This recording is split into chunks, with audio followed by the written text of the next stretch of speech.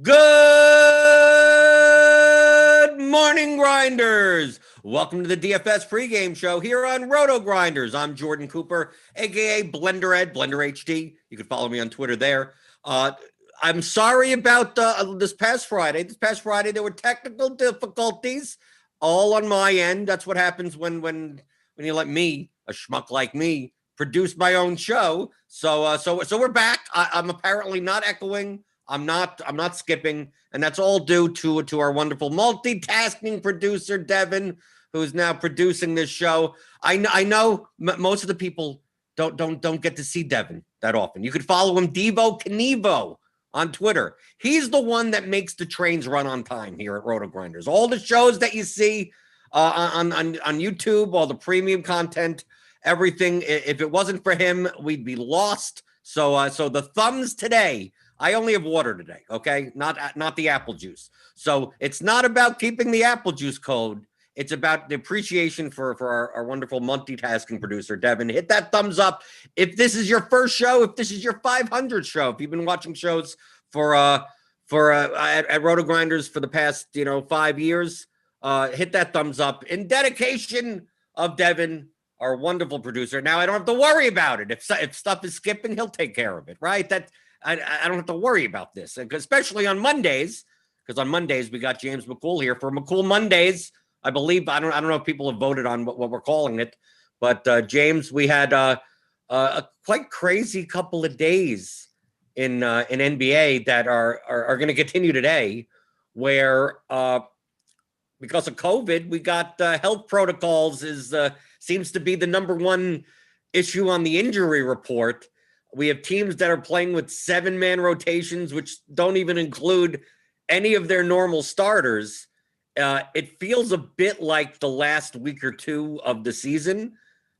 This may be the new normal. So in the past couple of slates, I mean, we'll talk a little bit about yesterday, but I mean, we had that Boston-Miami game that got canceled. So we had great Celtics value, and then it disappeared. And then it's like, oh, now we have to play all the Spurs. And then they busted. So it's like we have these slates where these things happen, and cheap players get put into these roles that make their prices wildly inefficient.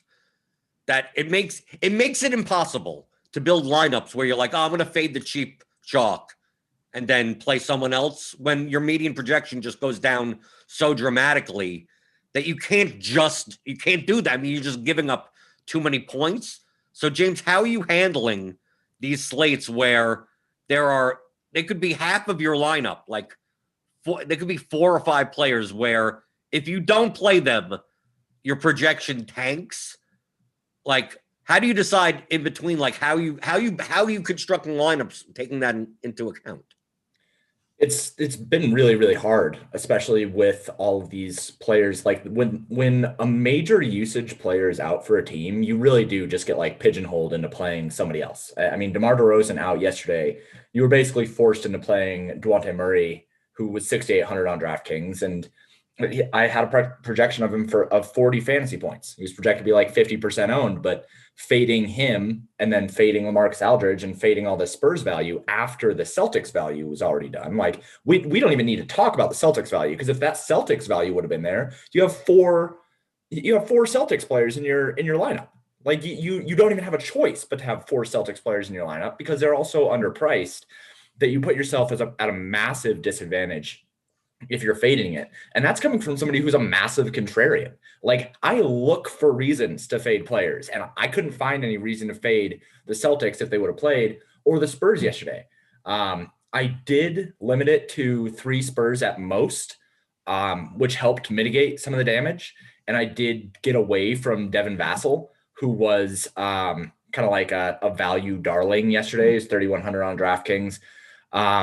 One way that I try to navigate that stuff is look at the players and kind of look at how volatile they are from a fantasy point standpoint. So like, I don't really want to take super cheap value that only gets there on points. I don't want to take super cheap value that is like a shooting guard that has to score 15 to 17 real life points in order to kill me in GPPs or get me there in GPPs, because that kind of thing, if he has a bad shooting night, then you're dead in the water with the 40% of people or however many play that player. That was kind of the situation with Devin Vassell last night. I didn't really like him because I didn't like what I saw from the way that he finds fantasy points. So when we have all these guys ruled out, and especially the stud usage guys ruled out, one of the ways that you can get away from the quote unquote bad chalk, even though it's not necessarily bad from a projection standpoint, but like the volatile chalk, is just looking at how robust those players are. Looking and seeing if they can get there through both points and rebounds, through both points and assists, through stocks, steals and blocks, stuff like that. I think that's a good way to kind of weed out some of the more volatile pieces that if they don't go off at 40% owned and don't even meet their median projection at 40% owned, you can pass a pretty large chunk of the field and get a lot of relative value just by pivoting away from that player. Like last night, for instance, going with Jared Vanderbilt instead of going with Devin Vassell was one way that I tried to be different. Vanderbilt was like 15% owned. Vassell was somewhere around 50% owned. So just looking for other pieces of value that have more ways of getting there so that you can kind of try to take advantage of the volatility of those players. Right. The key term is volatility. And another term related to volatility is fragility. We have these situations. Look at what was going to happen with the Celtics last night before the game got canceled. Obviously, the game got canceled because the Heat didn't have enough players. So it wasn't even the Celtics. You're going to have a situation where Tatum's out and Brown's out, and you have nearly their entire front court out. Yet they were going to have 4 players on the court at all times that were 6'3" or shorter. So you're looking at going, well, how many minutes is Taco Fall going to play? Well, how many minutes is Tice going to play at the 5? Are they going to play with 3 guards? Who's going to start? Is it going to be Waters? Is it going to be Edwards? Is it going to be Pritchard? How many minutes is Nesmith going to play? Like, at this point, there's no sample size that shows us this. There's no, like, we can't go back in time and go, where's the situation that none of these guys played? It was Marcus Smart and the G Squad, G League All-Stars, and like you get a total of like 8 minutes. And you're like, well, how are we supposed to wonder what's going to happen based on that sample size? So the minutes on the projections are going to be fragile. You may see a minutes projection of 24, but that's really just the median. I mean, that guy could play 16, he could play 32. But like, how else are you going to allocate these minutes? A lot of times you don't even know this until the starting lineups come out, right? We saw last night that Trey Lyles is going to start. Oh, okay. So they're not going to start Pirtle and play Aldridge at the 4. They're going to start Lyles. So what does that mean for the rotation? Well, it also depends on what Greg Popovich wants to do on a back-to-back. And we know with Pop, who the hell knows what's going to happen? Is Rudy Gay going to play 32 minutes or is he going to play 14 minutes? Is the rookie Vassell going to play more time? Are they going to limit Dejounte Murray? So those situations are going to be more fragile. So typically, I say the word typically, it doesn't mean all the time, that in fragile situations, be more inclined to go away from the ownership. People are going to be more confident in the situation. DeRozan is out. Dejounte Murray projects extremely well, but it doesn't mean he's going to get there all the time. And if the field's going to go there, if the field's going to go to Murray, going to go to Vassell, maybe there's your chance of finding a way to be different, or you eat it and you find your way to be different elsewhere. But I don't think there's many situations, except you could think in very large field GPPs. But even then, you can't really build a lineup and tank. I mean, if I were to yesterday X out Durant, Murray, and Lyles and some other cheap guy. Like if I would have Lonnie Walker, if I would have X'd all 4 of them out and said, let me build a lineup without those 4 players, my best possible lineup would have been like 12 points median projection lower than any lineup that had at least one of those players. So I take a look at that and I go, how can I give up 12 points of projection on a 5-game slate? Like an 11-game slate, at least you get more options. You may be able to find a cheap, undervalued player on different teams. But like, I don't think there's a situation, like you said, it's been like if we got the Celtics value. Well, now you're giving me more options. Now you have Murray, Durant, Lyles, Vassell, you got Edwards, you got Smart, you got all of Teague. Now there's okay, I'm going to play 3 of these guys and not the 3 of these guys, and then you still have a lineup that projects as well as lineups with those other 3 guys in it. But we're going to have these slates like today with the 76ers, where I mean, DraftKings has just not priced these guys up enough for no Simmons, no Harris, and like half their team out. We don't know if Embiid's going to play today. And like, you look at it and go, if I don't play Maxey, how do I build a lineup? I think that's the better thing to learn from this. Instead of thinking in terms of what's good chalk, what's bad chalk, do I fade this over-projected, highly projected chalk cheap guy? Try to build the lineup without him. Go into lineup HQ and run 50 lineups, run 20 lineups. Don't have to run 300. And go, let me run defaults and see what the top median is with this cheap chalky player that projects for like an 8x median. And then X them out and run without and see what's the best lineup you can. How many points are you giving up? Depending on the context of the slate, if you could maybe you're able to make a lineup 3 points lower, and you'd be like, okay, that isn't the end of the world. But sometimes you're going to see in cases on some slates where it's going to be 10 points off, and you're going to be like this is why you see in results DB guys, when these sharp players lock in guys, someone has 98% of someone because they just find that there's no way to make, if they're making 150 plus EV lineups, like it includes 147 lineups with that guy in it, because there's only 3 lineups that rank high enough in their model, building a full lineup together. We're not talking about players, that there's only 3 lineups out of 150 that make sense without that player in it. So those are typically the situations.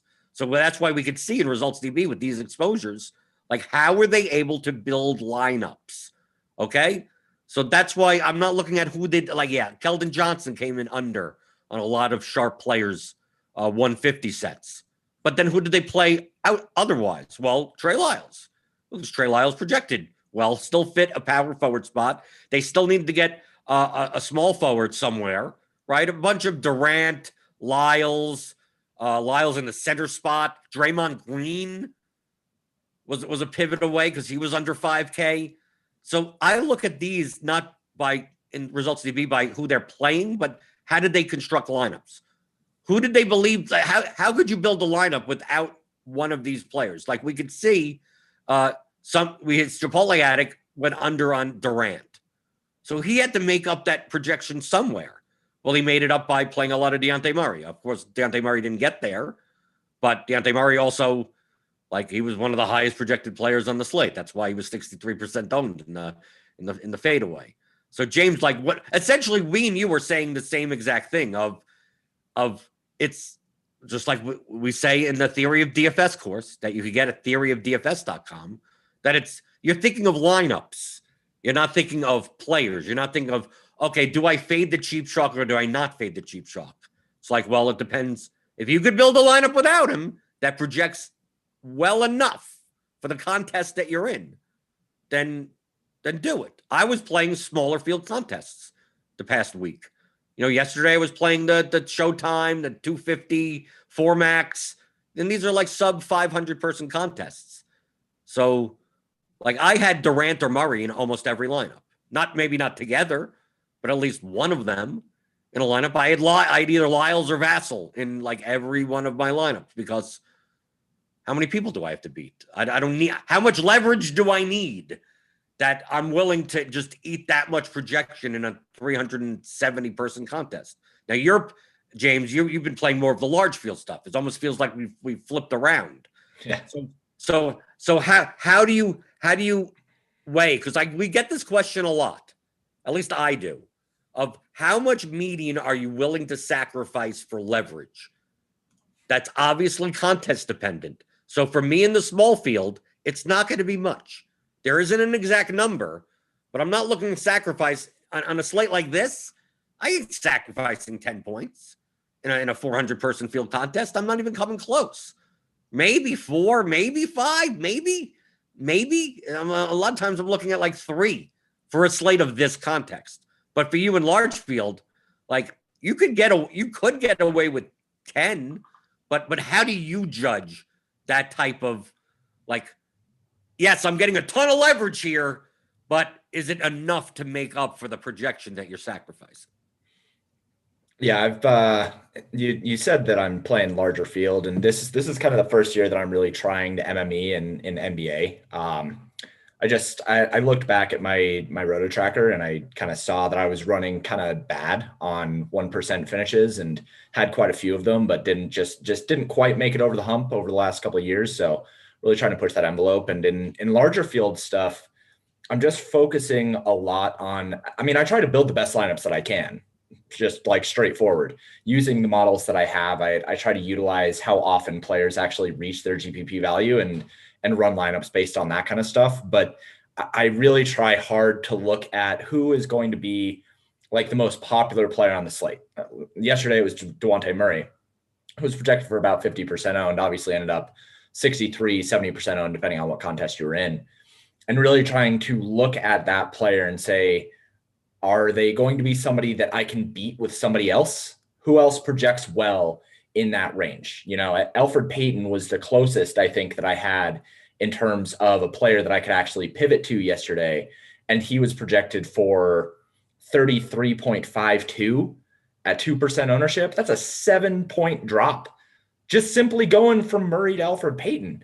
My T-Val, which is how often I think players actually going to reach GPP value, I had DeJounte Murray at about 43%. So pretty high, still lower than what he was going to be owned by a little bit, but I didn't have any reservations on DeJounte Murray yesterday because I thought that he was appropriately valued. So I'm not going to go away from a player that I think is appropriately valued.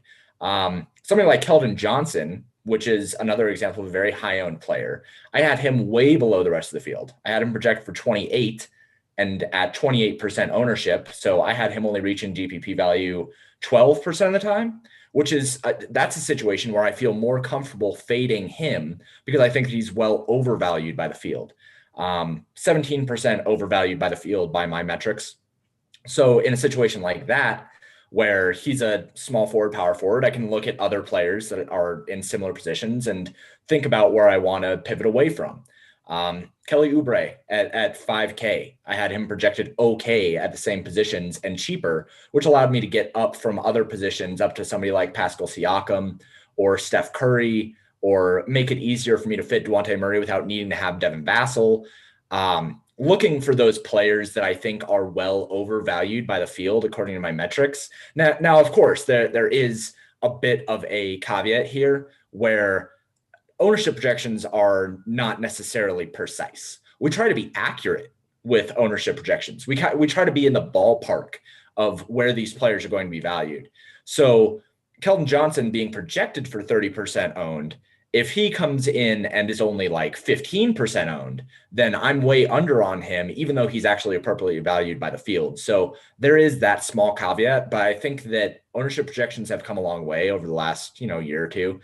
And looking at those and trying to decide what chalk is appropriately valued by the field and deciding whether I want to go with the field or go over the field on those players, that's usually where I'll try to figure out where my pivots are going to be. And another way is a situation like with the Hornets. LaMelo Ball has been getting a lot of attention, right? Because he's been great in terms of fantasy points per minute. It's been about 1.2 fantasy points per minute and coming off the bench, and people have caught on to that, and his price has been rising, but his ownership has been really high. So a situation like that, LaMelo Ball is very good, but if 40% of the field is going to be on a backup guard on the Hornets, and only 10% are going to be on Terry Rozier, or 10% are going to be on Devontae Graham. Maybe I want to push up Devontae Graham or Terry Rozier a little bit. Maybe I want to try to directly leverage that player. Still have some LaMelo Ball, maybe be even with Field or maybe a little bit under, but try to push up one of his direct counterparts and put in some groups to where I don't have those players together, so that if he does fail, then I have the person who is most likely to benefit if he does fail. So those are just a couple ways that I want to look at the way to dictate my GPP exposures. I usually kind of put a soft cap on things based on how often I think they're going to reach GPP value. But when it comes to pivots and when it comes to being over under the field or directly leveraging somebody, it mostly has to do with how the field is valuing that player and if that player is over or undervalued. Jacob Calloway asks you, this maybe a little into the weeds, are you manually changing your X value caps for a guy like Vassell if you see him as too volatile? And when building player pools, do you analyze by salary range, game by game like I do, or T value percentage per dollar? So what's this X val and T val? Because these are things that are probably in your model, but not in lineup HQ. But it's probably similar figures in lineup HQ. You just call them differently. Yeah. So I mean, intuitively, what XVal is and what TVal is. So TVal is how often a player is going to reach their GPP value, which is a combination. Let me just interrupt. Which on lineup HQ we call smash percentage. Right. Yeah. So there are, there's parallels, of course. It's just a mashup between medium value and 7X percentage. So if you are not over at my site, if you don't have a sub over there, I run 5,000 simulation of each player on a player level, not a game level, to find how often they reach certain thresholds for GPPs based on their salaries. Right, which is very similar to what Jamino does here at RotoGrinders to calculate smash percentage. Exactly. But of course, your model and RotoGrinders projections may be a little bit different. Maybe you allocate minutes differently. So it's not the numbers are more likely to be close to each other, but not necessarily the same numbers. Right. Yeah. So you're going to find a lot of the same values, even if the numbers don't necessarily match up the same. Again, it's about being accurate and not necessarily precise. I'm not going to be precisely with the industry standard, but I'll be around the area. So XVal is like the smash percentage on RotoGrinders, which tells you GPP value. And then XVal is a combination of TVal and projected ownership, basically. So it takes how often a player reaches GPP value and how they are viewed by the field, which is determined by something called LevX. There's a lot of columns, but it's, what essentially that number is you're comparing. This is what I do. This is how you build leverage lineups of comparing the smash percentage to the ownership. Yeah, you're saying basically, the guy's gonna be 43% chance of getting a GPP target score, and he's going to be owned 35%.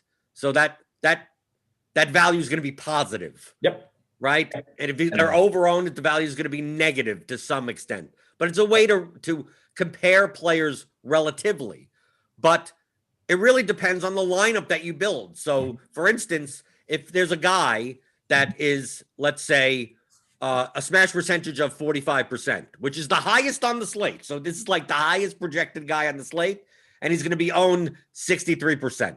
So I'm talking about Dejounte Murray, right? He had like a smash of about 40 to 45%, one of the highest, if not the highest on the slate. He's going to be 63% owned. Now on a 5-game slate, like where else are you going to find someone with that high of a smash percentage anyway? So it doesn't necessarily mean just because you have a negative leverage, right? Your negative T-val or whatever you call it in your spreadsheets. That doesn't mean you don't play him in any lineup. It's like he'll make sense in lineups where you're getting leverage elsewhere. All you're doing is if you're playing a player with a negative leverage score, it means that you need to find leverage. You need to keep your projection up and you need to find leverage elsewhere. It doesn't mean X the guy out because he's a quote negative EV play in a vacuum. In a lineup, he's still one of the highest projected players. Don't act like negative EV. Let's get out of here, right? So I just want to highlight, James, that you're not just using those values and then if they're a negative, just saying, well, I can't build a lineup with any negative players in it.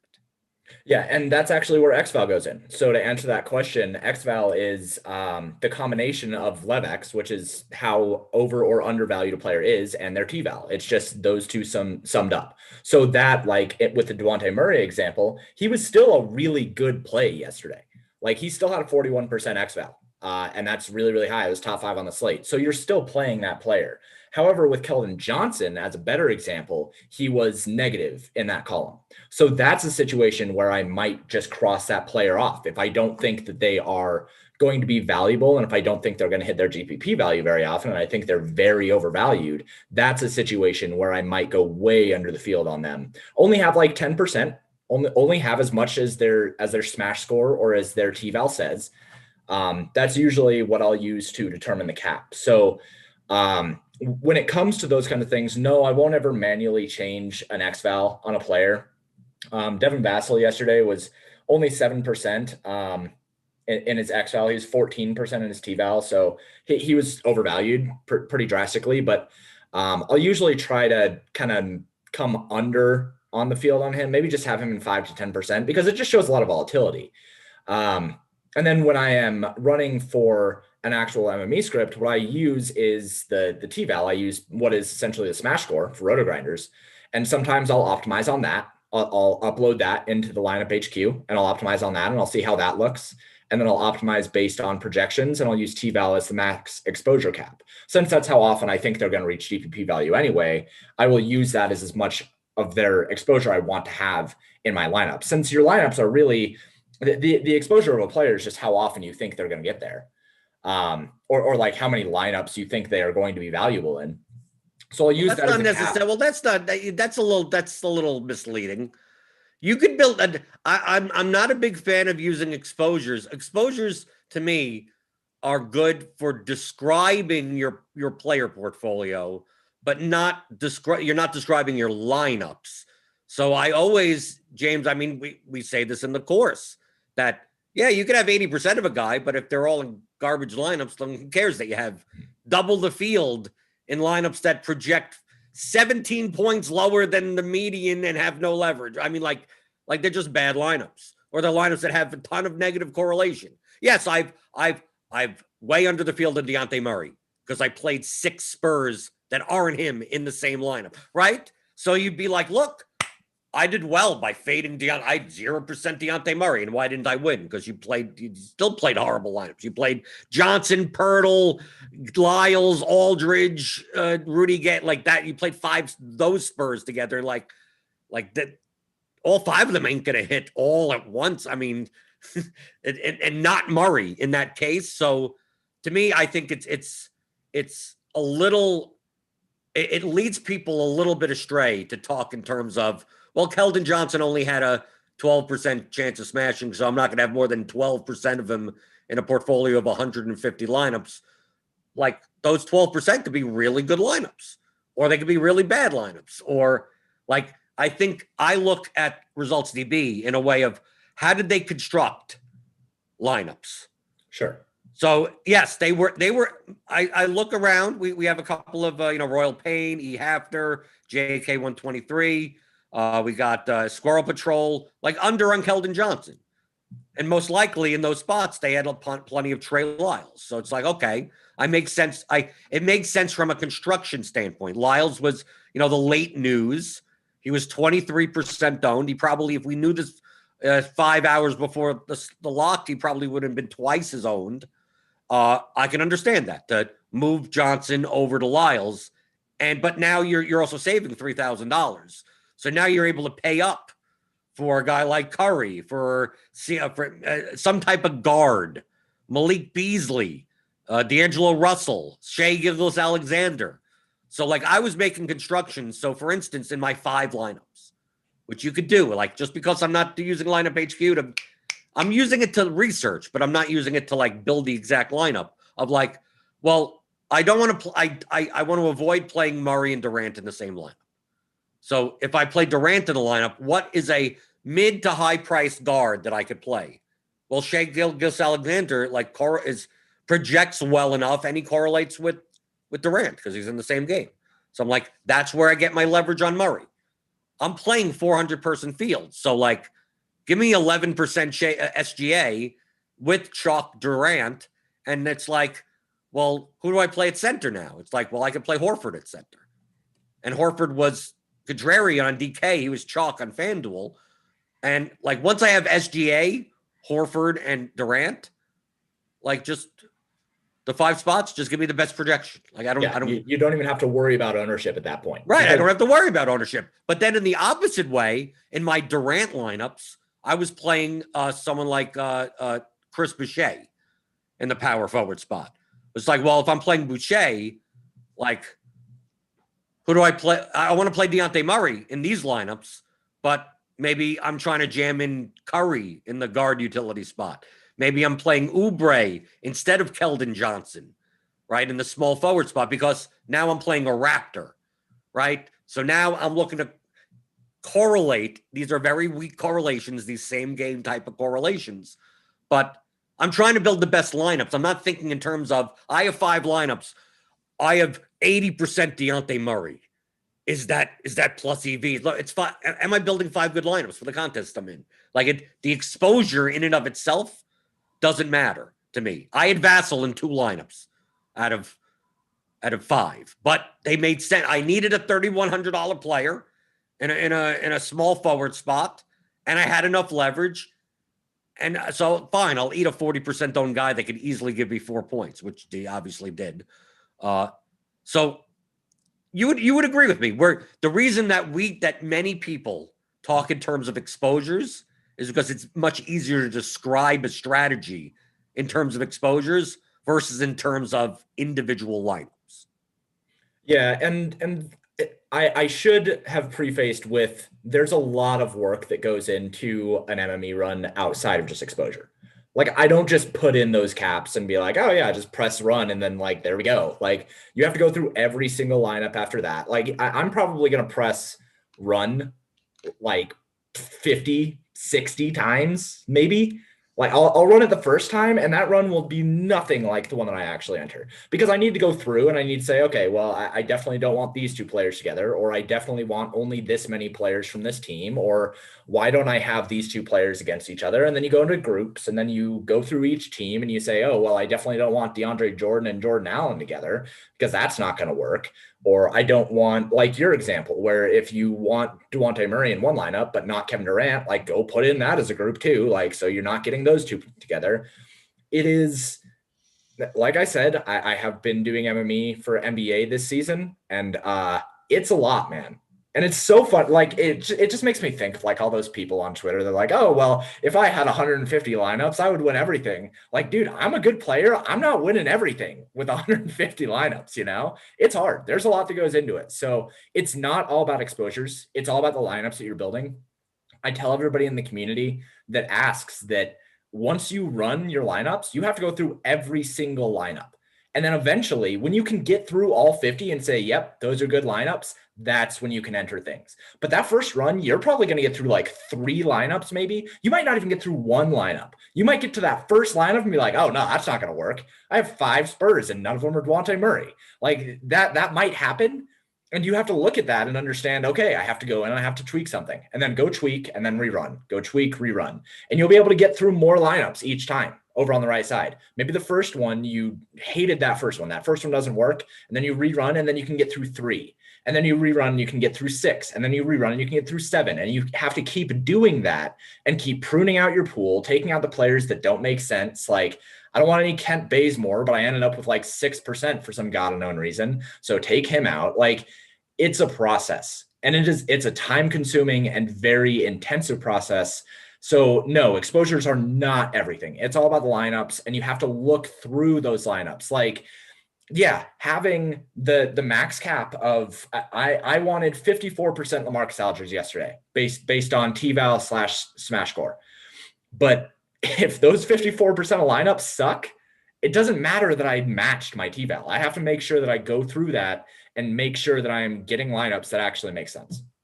And as Angry Vic says, you do all of that, and then news pops at 6:58, and you just mash build and go. And I hate it every single time. Because sometimes that happens. Like, we're not all perfect. Like, you'll make these runs Like that other day with Beal being out and Giannis being out, and then Sexton ruled out. Like I was just hand building 5 lineups. So like even me, like I have to just, okay, I'm just going to build 5 at 654 and go with what it is. And just hope that it works. Right. I do. But that's what, when I'm building 80 lineups into GPPs on a normal night or 100 or something, a lot of times I'm looking at the clock going, I'm out of time. So this next time I press the build button, whatever it gives me, that's what I'm going with. And I could always late swap out of stuff, afterwards. But I mean, yes, a lot. MMEing is not easy. If any simple mistake is compounded. Like that's the people don't understand when you're hand building 1 or 2 lineups, 5 lineups. Like you could see, like you can't just like, oh, well, I'm playing this guy. Well, I already knew I played this guy in this lineup, so I'm going to play a different guy in this lineup. Like it's much easier to see. And when you're building 150 lineups, your mistakes are compounding. Like you're like, well, I want to play only 20% of this guy and 20% of that guy. You don't realize that based on positional scarcity, that means you're going to end up with 65% Kent Bazemore, because based on your salary construction and everything is like, that's the only guy that fits in that spot. And if it's 658 and you're still running that, like it's like, I guess I'm getting a lot of, I guess I'm just running with Kent Bazemore, because for me to then figure it out of how do I make my salary allocation in a way where I'm not getting a ton of Kent Bazemore, like you're just out of time, right? That's just the way it is. I mean, that it takes a lot of practice. That's why I suggest people I hand built 20 lineups for NBA. When I first started, I didn't use optimizers.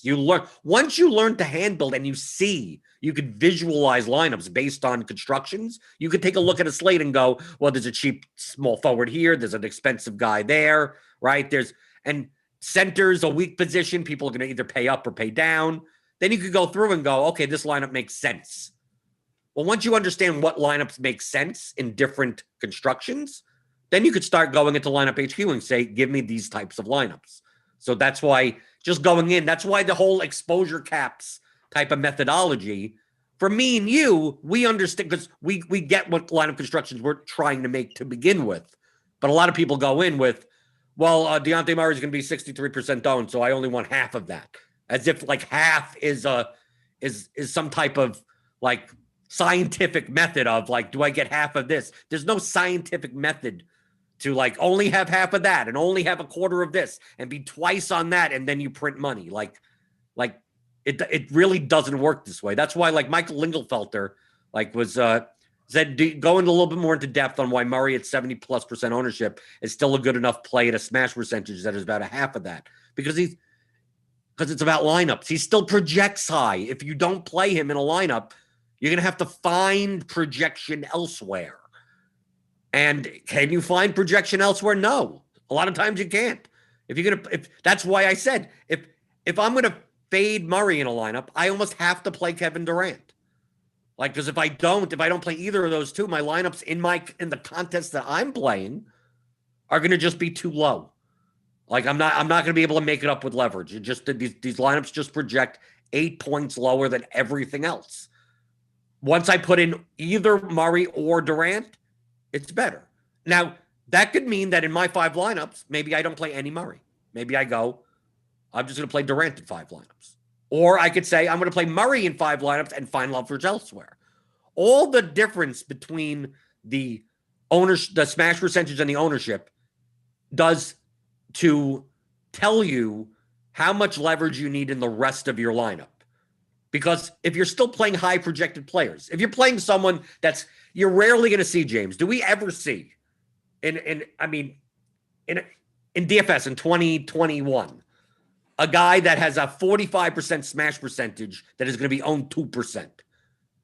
Do we see the vice versa? Do we see a guy that's going to be 60% owned that has a 2% smash? The field's going to over-own this guy to the moon, and he has almost no chance of making a GPP value. Like, you don't find those things. The reason why players are high owned is because they have a high chance of doing well and projecting well. Yeah, and even in my stuff, which is really, really aggressive, because I apply some pretty heavy boosts to individual stat categories. it's exceptionally difficult to find players that rate very, very well and are going to be very, very low owned. Jared Vanderbilt I had him projected at 1% owned, but after looking through things and running like RotoGrinders, like lineups and running on other industry optimizers, him coming out to 10 to 15%, he ended up 15% owned, and he had a smash score of 36%. And that's about the largest difference that I think that I can remember is stuff like that. Sometimes there will be situations where a guard needs to go into a matchup where it's a serious point disadvantage for me, and I'll have them well overvalued by the field. But even then, you're only looking at like 20%, maybe. It's not something where it's like 50%. And if there is, then usually I'll look at it and say, okay, well, I need to boost him up somewhere because like I'm way too low. So you're right. Good players or good plays are high owned for a reason, and that's because they're good plays. It's one of the reasons why for me in cash games, my strategy is just to play the highest owned players, because that they're good plays by the industry. Like that is what they're going to do. Their market value is very high. So instead of using a subjective projection for them, I just want to play them in cash and let other people make mistakes.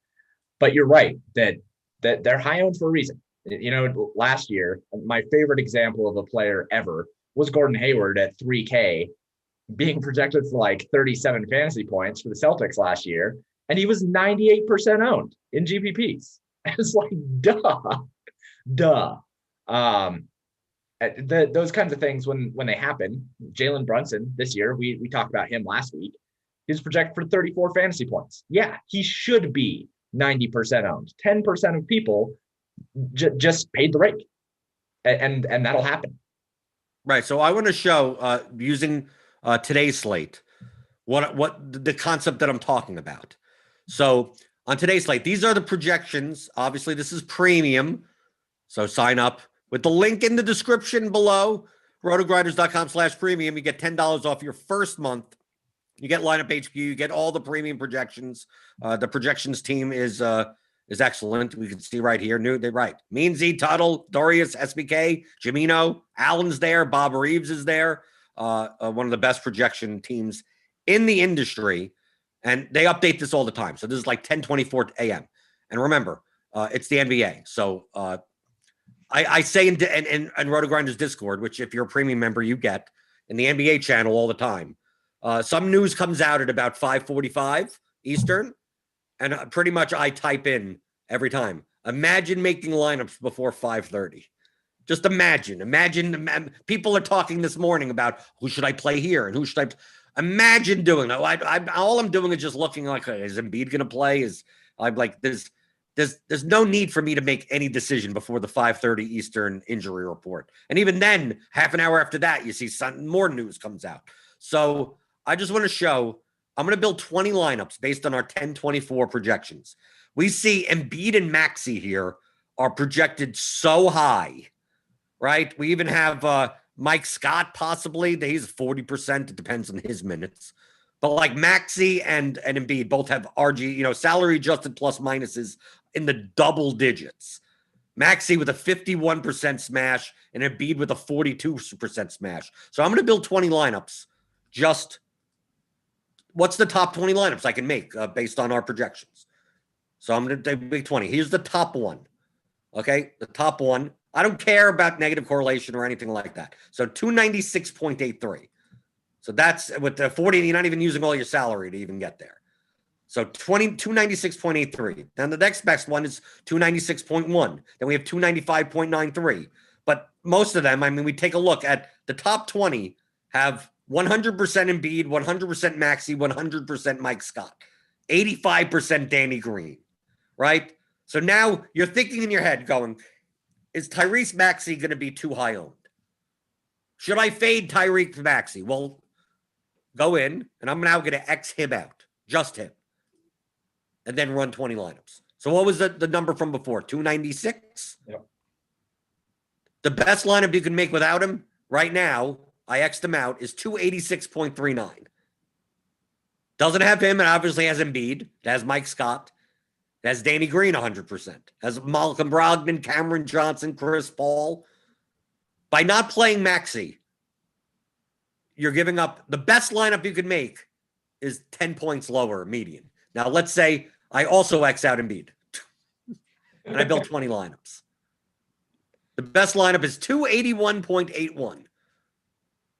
Okay? That's 15 points below any Embiid Maxey lineups. Let's say I also X out Mike Scott and I run it. Now we're down to 276.1. So if you're thinking, right, if you're thinking in your head, you know what I'm going to do? Oh, let me X out Danny Green also. Let me do that also. Let's go to the... Just get rid of the Sixers. Right, just get rid of the Sixers, right? Any Sixers that come up. Okay, yeah, here we go. Here's the first best lineup, optimal median lineup, without any Sixers in it. Chris Paul, Melton, Trent Jr., Cameron Johnson, Miles Turner, Beal, Oladipo, and Brogdon. I'm not saying it's a great lineup of construction regardless. It's 273.47.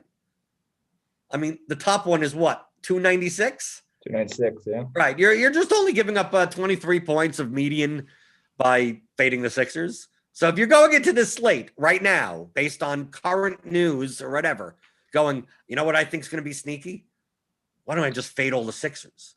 Like you're minus EV. Like maybe it gets there. Yes, there's a percentage of time there will be no 76ers in the GPP winning lineup in large field GPPs, which is obviously more where you get leverage. You want to get as much leverage. But I mean, I think even in the largest of GPPs, just Xing out the Sixers, like you could see, just run it. Sometimes if the chalk wasn't this good, let me do this, James, just to show the concept. I'm going to change their projections. Okay? So I'm going to bump down Embiid to about 48 points. Okay? Is that going to give me, is it going to make him good but not great? That's not okay. I'll put him at 50. That makes him a good play. That makes him okay, right? Let's say I put Maxey's projection at 28. Right? Does that make him a good play? I'll put him up to even 30. Put him up to 30. Right? Still towards the top of the board, right? Let's take Mike Scott and make him 19. Make him a little bit less. And let's take Danny Green and make him maybe a little less, 24, right? To just put him as like they would still be the chalk plays on the slate, but they wouldn't project as well, right? Let's say we have Beal. I'm going to move him down a little to like 51, which still makes him a great play. Drummond down a little to 49. So if we take a look at like the comparison now between everyone is much smaller, right? So it's like, yes, Maxey, that good play. These are all good plays, but they don't project with plus minuses of 10 plus points.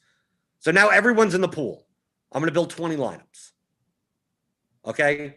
Based on did I X everyone out properly? No, I got everyone back. Right? We still get Maxey, we still get Scott, we got Giannis in there. So the top projected lineup right now, after I bump them down, is 278.28. Still, you get Maxey in 100% of the first 20. Right? So let's say I take out Maxey and I run it. 275.07. That's a bit better. Right. Which highlights the difference. In our first run with the original projections, the way that they should be, if you got rid of Maxey, you lost 10. You couldn't possibly make a lineup that's not 10 points hit in median. Here, it's 3. So like in these cases on slates where, yeah, they are the best play, you could still make plenty of good lineups without them. You're sacrificing 3 points, right? Maybe you don't want to sacrifice, 20. But look, here, the top one is you're sacrificing 3. 274.13, you're sacrificing 4. 273.87, you're sacrificing 4.5. Here's another 4.5. Here's another 4.5. So now there's multiple lineups that are 4 to 6 points off the median. And if Maxey's going to be 80% owned, you'd be like, well, I could build lineups, right, James? Yeah, I could build lineups. I'm willing to get that leverage and sacrifice 3 points in median. But if we reset this, if I reset the settings back to their normal projections, like, dude, Maxey could be 80% owned and still not be owned enough, right? Like how you possibly getting a lineup that could be competitive projection wise and sacrifice 20 points in the process? It's very unlikely to happen. So I think, James, this is the type of thing that we know intuitively and we could look at, and like, I don't have to run this in order to know that a guy that has that two guys that have double-digit salary adjusted plus minuses are like going to have to be in like most of my lineups. But in the cases where these numbers, where the chalk is good but not like great, it can be useful to run lineups just like I did and see, oh wow, you're right. There is a way for me to make a good lineup without this player, and especially in large field stuff. I mean, in small field stuff, that's, and we talk about this a lot, where a small field contest, less than 500 players, you're probably going to have Embiid and Maxey in those lineups, even if they're only good chalk, because that 3-point difference, that still matters in smaller field stuff. In larger field stuff, that's where you really start thinking about that leverage stuff and start thinking about, that 3 points, you can probably make that up with variance. You can probably make that up with a pivot away from Joel Embiid to Domantas Sabonis or Julius Randle or something like that. But I just wanted to like highlight that difference between large field and small field, where even in small field, that 3-point difference, you still probably want as much optimal play as you possibly can. You probably don't want to be fading Tyrese Maxey in those smaller field stuff if he does have that large of an influence on lineups. Right. And Francisco Meza asks, so when you're looking, what are you looking for when using Lineup HQ to hand build lineups? He has 40 in the Excellent Eights contest tonight, for example. Now, I'm not a big fan of, like, 40 gets to the point of maybe I'm not hand building 40. Yeah, I'm going to run an optimizer for 40. Right. But these are the types of things. What I just did, Francisco, of let me see what type of lineups I could build without this guy, with that guy. I'll also do things like this. So, for instance, I'm going to use the same projections that we have here. Of course, these are early projections. They could change. So let's say I want to do what you said. Maybe I do play Maxey, but I fade Embiid. Okay? So I'm going to have to find a center. Like maybe Drummond goes under-owned, right? Maybe Giannis goes under-owned. Maybe Miles Turner, maybe Sabonis. Like you mentioned Sabonis. So let's go with Sabonis. So now I'm going to X out Embiid. I'm going to lock in Sabonis. They're playing Sacramento. Maybe we get the news that Holmes is out, right? Maybe we end up getting that news. Or maybe I want to build that in. That's going to be a late game, right? 10 o'clock game. Maybe Holmes is going to end up being out. Holmes is what? He's questionable. So that's going to bump up Bagley. And he's obviously correlated to the Pacers game. So now I'm just thinking of things. I'm not looking, this isn't going to be a build. I'm just researching.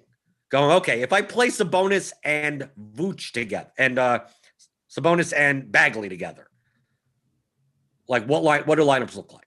So I'm running 20. Okay, so I get Maxey, the best one that I can make, Maxey, Beal, Green, Scott, Drummond and Sabonis. So that's going to be kind of unique, right? Because most people are going to play Embiid, and they're probably not going to play both of these guys. But of course, I need Gary Trent in order to make that happen, and that doesn't seem like the best of worlds, because I'm spending up too much, and I got to hope and pray for Gary Trent. So now I'm going to go. So I look at Gary Trent and go, okay, if I need to use Gary Trent, that's not going to be good. I'm going to the next lineup. Well, I need to use Cameron Johnson, but I don't mind Cameron Johnson in a lineup with Bradley Beal, both in the same game. I get Maxey, Scott, Green. I'm not a big fan of Sabonis and Brogdon together, right? Not a big fan. I mean, they both can get there, but I'm not a big fan of this. So I go to the next one, and look, I still get a ton of Pacers. So now I'm looking at this going, this is not the greatest of lineups. I don't want to play Sabonis and Brogdon together. So now I'm going to go to groups. I'm going to take out Sabonis and Brogdon and Oladipo and Turner. Let's even do that. Doesn't mean I'm going to be building lineups that don't have both of these guys, but just for my research right now, I want to make sure that I only get one pacer in lineups, right? I already locked in Sabonis and Bagley. So, like, I'm not going to get Brogdon, Oladipo, and Turner anymore. And maybe I'm gonna X out Gary Trent. I don't want to build a lineup that I have to use that guy in. So I X him out. So this is, like I said, this is just research. I'm going to go build 20. You can build more. Okay, so now we see the top lineup is 281. Chris Paul, Beal, Herder, because Bogdanovich is going to be out today.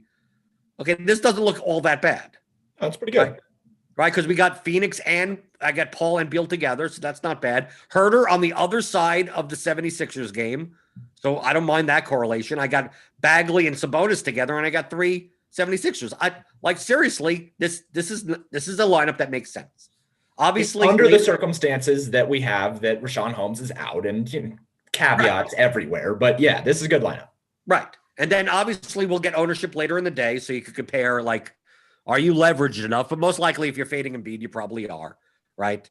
You're going to be chalk Beal, chalk Maxey, but Sabonis may come in at 11%. Bagley may come in at 9%. Kevin Herter may be 3% owned, and you go, okay, this is not a bad lineup. Now let's look at the next lineup.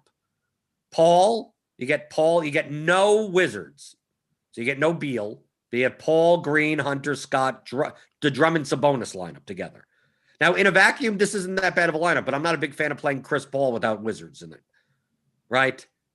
I guess I can. I can, but I don't mind Hunter. I don't mind the Drummond Sabonis type of thing. This isn't a bad lineup. I'm really nitpicking it. It just feels like I don't want to play Chris Paul unless I'm playing Bradley Beal, right? It feels like it. But this still is not a bad lineup. The third lineup down here: Melton, Drummond, Johnson, Beal, Scott, Maxey. Yeah, this makes sense, right? Right. You give it a thumbs up, right? If you like these lineups, give it a thumbs up in the YouTube chat, right? But James, isn't this what you mean by you hit build and of course I'm just doing this for research right now, which is what I'll do throughout the day. What are lineups that have this guy and this guy look like? What are lineups that don't have I would never know this until I look and go, okay, I guess I can make this good lineup. This is what you're doing at 6:00 when you're building 150, going, let me go and see if these lineups make sense. And like we said, in the first case, we saw so many Pacers that's nope, this build ain't going to work because I'm going to see way too many Pacers together. You go, you make your groups, and then you go through. And eventually you're able to, you see lineups that make sense so often that you're not just let me study this for a minute. You're just scrolling through going, okay, that makes sense. That makes sense. That makes sense. That makes sense. And within, a couple of minutes, you get to the bottom and be like, okay, these lineups make sense, right? This is what you're doing. And something that you should be doing through the day to make things easier on yourself later on, if you are planning on doing that 40 lineups in that contest, you don't even have to be actually building lineups. You can just be researching, but look at the slate and think like Jordan just said, well, I'm not going to want to have a lineup with Chris Paul without Bradley Beal. Make a group for it at 10 a.m. I'm not going to want to have 4 Pacers in a lineup. Make a group for it at 10:30 a.m. Make those groups throughout the day and name them, because in the lineup HQ, you can name what your groups are so that you can reference them later. And then you can pay attention to that stuff. And as news comes out, you can either add more groups or you can remove groups. You can say, okay, well, maybe I don't want that group anymore, but make things easier for yourself. Because if you're trying to crunch all this stuff and you're trying to put together groups and you're looking at every team and you're putting together 20 to 30 different player groups with 30 minutes until the slate starts, you do eventually run out of time. Make things easier on yourself. Make your process so that you can actually run those lineups and you can kind of have some of those pre-existing thoughts that like Jordan said, he doesn't want to build Chris Paul without Bradley Beal. If one of those guys is going to be in a lineup, make a group for it. Yeah, but it just happened this way. People in the chat, in the YouTube chat, are talking about, well, that means you have to make players on both sides of the game. You don't have to. The only one, look at all these lineups. The only one that I forced in was Sabonis and Bagley, right? That's because I locked them in, right? This could be Brogdon and Bagley. Maybe I do that. But Chris Paul and Bradley Beal showing up, they were just the highest projected players. Kevin Herter being on the opposite side of the Sixers, I didn't set a group to this. There's no group. I only made one group of just don't play all these Pacers together. These naturally fit in. when I see that they naturally fit in, when I see that I could play Hunter across from the Sixers and because he projects well, and Herter across from the Sixers because he projects well, why wouldn't I put him in Sixers? Like, to me, that's the tiebreaker. Like, I didn't even have to make groups to force these things. Melton and Drummond being together, like on opposite sides of I didn't intend on that, but I look at it and go, oh, he projects well enough. Cameron Johnson apparently projects well enough that him appearing in Beal lineups does make sense, right? I don't want to remove this guy and say I have to play these guys together. But now that I see throughout the day, I see that based on our current projections that Chris Paul projects well enough and Bradley Beal projects well, that me making the group now, if I hard group it, if I say that no Chris Paul lineups cannot have Bradley Beal, I'm not giving up projection. Like I'm not giving up. I'm actually playing the higher projected players. So let me at least do that. You get into trouble where you're playing low projected players for correlation for the sake of the correlation that isn't strong enough to begin with. So like I'm not going through, and going to the bottom and go, well, I'm going to make sure I want to play a bunch of Dwayne Bacon, right? With Giannis, right? If he's the highest projected player, if I'm making lineups with Giannis, like I'm going to play a Magic player that projects well if they fit in those lineups. There may be no Magic that project well enough in Giannis lineups that make the lineup good. So those lineups don't get run backs, that's what I'm doing. When people ask me what I research throughout the day, this is what I'm doing. I'm not looking at matchups. I'm not looking at spreads and totals. I'm not looking at basketball stuff. Like that's already in the projections. I'm looking at lineup constructions. Can I make lineups like this? Can I make lineups like that? If this guy doesn't play, do I have late swap optionality if I make lineups like this? Now, obviously, when I'm just hand building 5 lineups, like it's a little bit easier because I'm going to just make my choices, and before lock, I'm going to put in my 5 lineups. But if you're doing massive multi-entry, you're going to have to do a lot more than this because you have to kind of prepare yourself for news at 5:30 that comes out that, well, now that you removed the small forward value on the slate, like, how do I make up for a small? I'm going to get a lot of Gary Trent and Cameron Johnson. If you have to prepare yourself for that type of thing. You don't have to, but it would be more prudent for you to do so. So it's not about researching basketball. It's essentially I'm running a calculator. I'm researching math throughout the day. Yeah, and that's one of the things that people focus a lot on. Well, what about this matchup, or like this team does bad against this, or like this team runs zone, or it's all already there, man. I promise that it's already there. Even the most basic projection systems that are just based on Vegas and like taking things from top down, they already account for that because Vegas accounts for that. So focus more on the lineups and focus more on the players and focus more on the contest that you are in and how much leverage you need. Focus on what you are going to build for. And one thing that you should be thinking about is look at the questionables that you have. And this is something that I do as a content provider. I'm looking at the questionables that are happening throughout the day, and I'm putting together other runs of projections most of the time for those instances. Like with Rashawn Holmes, at some point today, I'm going to put together a projection set that says that Rashawn Holmes is out. And that's going to boost up this guy. It's going to boost up player A, B, and C. It's going to drop player D. It's going to make these different things happen. But I have to be accounting for all of that throughout the day so that I can make quicker decisions later on if and when that news does break. And that news might break 7 minutes after the slate has started. And then I have to rerun things, and then I have to rerun my MME. And it's very nice that Lineup HQ has a rebuild late swap options, because I've used that a lot so far this year with players getting ruled out or players getting ruled in or XYZ. One of the reasons why NBA is one of the harder DFS sports, everybody says, everybody wins at NBA. And one of the reasons why NBA is hard is because you have to be involved and you have to be paying attention all the way up until the last game, most slates. especially because the Lakers have both Anthony Davis and LeBron James questionable every single day. You're not safe until that game starts. So you're making decisions until that game starts, and you got to be like towards your computer, or at the very least, if you have 5 lineups like Jordan has had for the last week, you have to be somewhere where you can say, I've got to go use the bathroom, and then take 5 minutes to make those player swaps. There's no excuse for it if you're going to be playing anything for NBA DFS, because you do have to take those things into account, and you have to know what decisions you're going to make later on in the day. Right. That's why you should download the RotoGrinders app to your phone.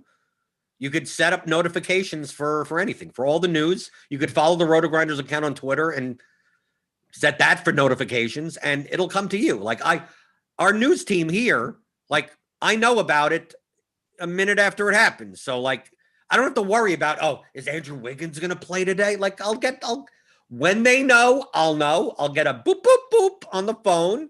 And RotoGrinders app says there. You can also have notifications on all the content here at RotoGrinders. So if you want to know when the grind down comes out, when Meansy's core plays come out, if you're a premium member, like all the content if you want to know when ownership gets posted, there's a notification for that also. So you could always keep up to date. You could go about your life and be like, I only have 3 lineups, but I want to know at 8:30 whether or not LeBron's playing or not. Like you'll get a notification. You don't have to worry about it. You just put in your, like, if I never get a notification, that means everyone's playing. That means everything that you expected to happen is going to happen. So, James, just want to talk at the end. A lot of these concepts are in the audio book that we did, 15-hour audio masterclass. That's why I bring you on Mondays. My co-author, it's both me and him talking 15 hours through. So if you like the stuff that we're talking about the game theory, the lineup construction, the math behind the game of DFS, I mean, that's what it is, where people ask, like, oh, is it going to be about NFL? Is it going to be about NBA? It's about every sport. I mean, all of this stuff applies to every sport. You could play NBA this way. You could play NFL this way, MLB. Of course, each sport has its own, correlations in baseball are much stronger than correlations in basketball, right? I mean, so you have to focus on that more. The variance of different sports matters. But understanding what variables you have allows you to then play nearly any sport DFS-wise well. And that's why we see on the RotoGrinders leaderboard, a lot of top players, like they seem to be good at every sport. And James, it's not a coincidence, right? It's not about sports, man. It's a skill game where you are beating other people. You're not knowing the sport the best. There's like one sport, I think MMA is like the one sport I think where maybe knowing the sport matters. Everything else, it matters to some. You can to an extent. Right. I think a better way of putting it, because I know plenty of people will be like, what do you mean not knowing the sport? I think the edge you get by knowing the sport slightly better than what could be projected is minimal compared to the weakness you have in the math and lineup construction of DFS. Right. Like once you have that, and then you could add the extra 3 to 5% on top of it, like then you're deadly, right? Then that's where it comes in, where you could look at a projection and go, well, this is going to be very fragile. Right. This isn't as yes, the model says this, but it's a very wide range. And based on my basketball knowledge, I think they're more likely to run this type of defense and do this type of rotation. So this median may be 24 minutes, but I think he has a shot at 28 minutes based on my basketball knowledge. Like there is an edge in that. But if you're going to take that and then build garbage lineups, like it doesn't matter. None of that matters anymore. Doesn't matter. Yeah. I mean, and that's the thing. It's just about building good lineups. It's about understanding why lineups are good in the first place. And I think that knowing that you're building good lineups, go into the results database, see how your lineups looked against the pros that you respect. Go look at Blender's lineups. Go look at Osmo. Go look at Ship My Money. Go look at these guys who are building good lineups every single day. And say, why was he on him? Why did I not think of doing that? If you can get to the point where you're saying, yeah, that makes sense. I would have done the same thing. you're on the right track. You're building lineups that make sense. It's not about the players. And I just want to just emphasize that, because that's probably the biggest thing, is focusing on, well, I should have been on player X who had 12X. It's like, it was a fluke. If that happened, if nobody was on him, if he was 0.5% owned, none of the pros were on this player, and he 12X'd, maybe just move on. If your lineups were good, that's what matters. If you missed out on these super variant outcomes, focus a little less on that. Focus on trying to be a good player. Right. That's why I pick up the course, theoryofdfs.com. You could follow Twitter. You could follow James on Twitter at paydirt_DFS. Hit that thumbs up button on the way out of the show. For Devin, our fabulous multitasking producer, all the thummy thumbs all go to him today for bailing me out, and now I don't have to worry about all the technical difficulties anymore. So for James, I'm Jordan Cooper, aka blenderhd, blenderhd on Twitter. It's been another edition of the DFS pregame show here on RotoGrinders.com.